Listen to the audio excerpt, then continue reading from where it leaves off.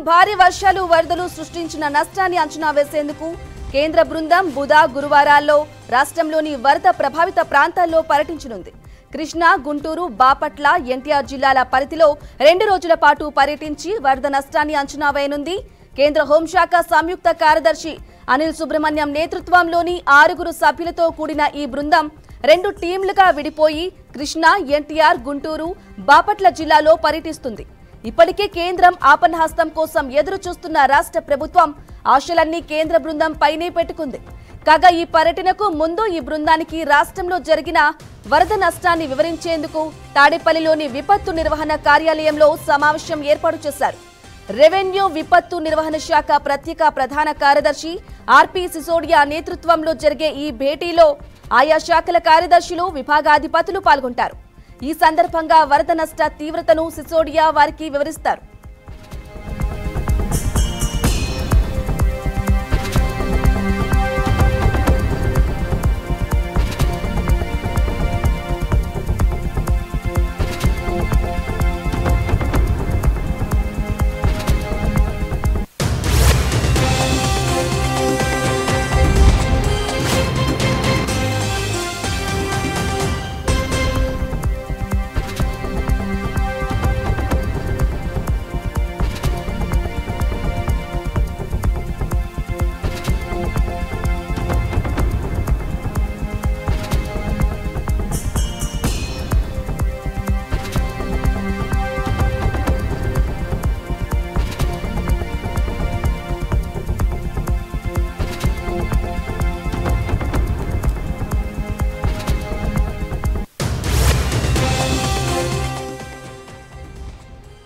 Breaking news చూస్తున్నాం. భారీ వర్షాలు వరదలు సృష్టించిన నష్టాన్ని అంచనా వేసేందుకు కేంద్ర బృందం గురువారాల్లో రాష్ట్రంలోని వరద ప్రభావిత ప్రాంతాల్లో పర్యటించనుంది.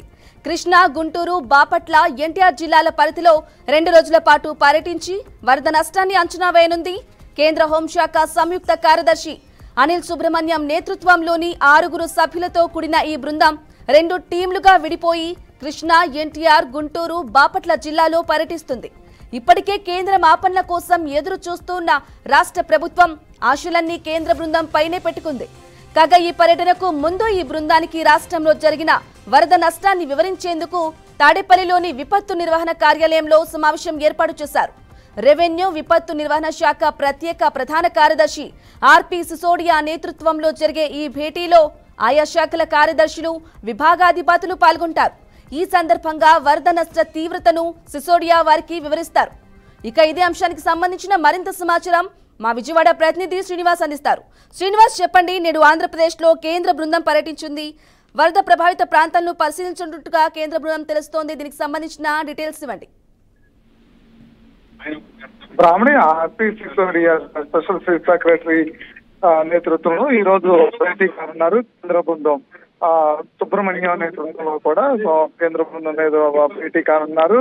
ఇప్పటికే గత కొద్ది రోజులుగా కూడా ఏపీలో కొన్ని ప్రాంతాలని పర్యటించారు.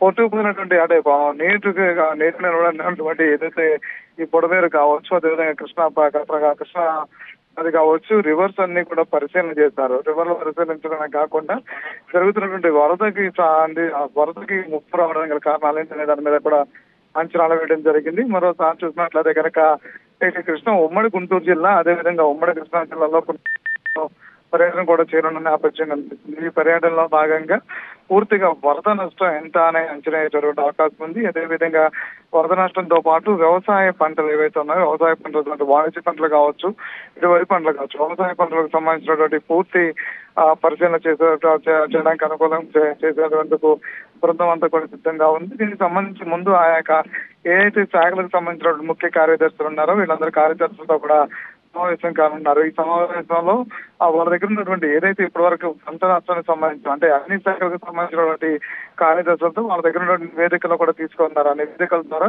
ఇప్పటి వరకు రాష్ట్ర ప్రభుత్వం వేసినటువంటి అంచనాలు ఏంటి, అదేవిధంగా రాష్ట్ర ప్రభుత్వం ఇప్పటికే వేసినటువంటి మంత్రులతో వేసినటువంటి సబ్ కమిటీకి సంబంధించినటువంటి వరద నష్టం సబ్ కమిటీని కూడా వేయడం కూడా జరిగింది. అయితే ఆ శాఖలకు సంబంధించినటువంటి కార్యదర్శులందరూ కూడా దీని మీద పెద్ద ఎత్తున పనిచేస్తున్న నేపథ్యం కనిపిస్తుంది. కాబట్టి వాళ్ళ దగ్గర నుంచి నివేదికలు కూడా తీసుకున్న తర్వాత ఉమ్మడి కృష్ణా జిల్లాలో పూర్తి స్థాయిలో పూర్తి స్థాయిలో నివేదికను సేకరించడానికి కేంద్ర ప్రభుత్వానికి అందించే విధంగా కూడా ఉంటాయి. ఒక గతంలో చూసినట్లయితే కనుక ఇది జాతీయ విపత్తుగా ప్రకటించాలని ఇప్పుడు తెలంగాణ రాష్ట్రం నుంచి రేవంత్ రెడ్డి అడిగిన నేపథ్యం చూస్తే అయితే ఆంధ్రప్రదేశ్ నుంచి చంద్రబాబు నాయుడు జాతీయ విపత్తుగా ప్రకటించాలని అడుగుతున్నప్పటికీ దీన్ని పూర్తి స్థాయిలో గుర్తించి మాత్రం రాష్ట్రానికి వచ్చినటువంటి నష్టాన్ని భర్తీ చేయాలంటూ కూడా లేఖలు రాశారు. ఇదే అంశానికి సంబంధించి అమిత్ షాతో నరేంద్ర మోడీతో కూడా అదేవిధంగా నిర్మలా సీతారామన్ తో కూడా ఆయన మాట్లాడినట్టు కూడా తెలుస్తుంది. అయితే దీనికి సంబంధించి కేంద్రం బృందాన్ని పంపిస్తున్నారు. నివేదికల తర్వాత పూర్తి స్థాయిలో రాష్ట్రానికి సహకరిస్తామని కూడా చెప్పిన నేపథ్యంలో కేంద్ర బృందం మరో 2 రోజులు పర్యటన చేయనుంది. ప్రధానంగా చూసినట్లయితే